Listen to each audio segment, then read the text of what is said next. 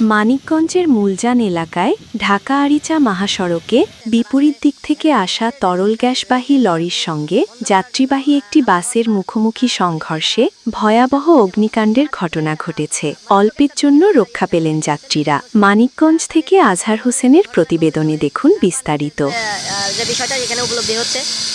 সোমবার ২৫ মে ২০২৬ দুপুর আনুমানিক ১টার দিকে এ দুর্ঘটনা ঘটে। সংঘর্ষের পর গ্যাসবাহী লরিটির ট্যাঙ্কি থেকে গ্যাস লিকেজ শুরু হলে মুহূর্তেই বাসটিতে আগুন ধরে যায়। প্রত্যক্ষদর্শীরা জানান, আগুন দ্রুত পুরো বাসে ছড়িয়ে পড়ার আগেই বাসের যাত্রীরা জানালা ও দরজা দিয়ে দ্রুত নেমে নিরাপদ স্থানে সরে যেতে সক্ষম হন। এতে ভয়াবহ এই দুর্ঘটনায় কোনো প্রাণহানি বা গুরুতর আহত হওয়ার ঘটনা ঘটেনি। অল্প সময়ের মধ্যেই আগুন বাস জুড়ে ছড়িয়ে পড়ে।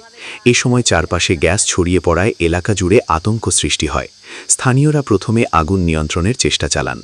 পরে খবর পেয়ে ফায়ার সার্ভিসের সদস্যরা ঘটনাস্থলে পৌঁছে আগুন নিয়ন্ত্রণে কাজ শুরু করেন। দুর্ঘটনার কারণে ঢাকা-আরিচা মহাসড়কে কিছু সময় যান চলাচলে বিঘ্ন ঘটে। মহাসড়কের উভয় পাশে প্রায় ১ কিলোমিটারের বেশি যানজটের সৃষ্টি হলেও বর্তমানে যান চলাচল স্বাভাবিক রয়েছে।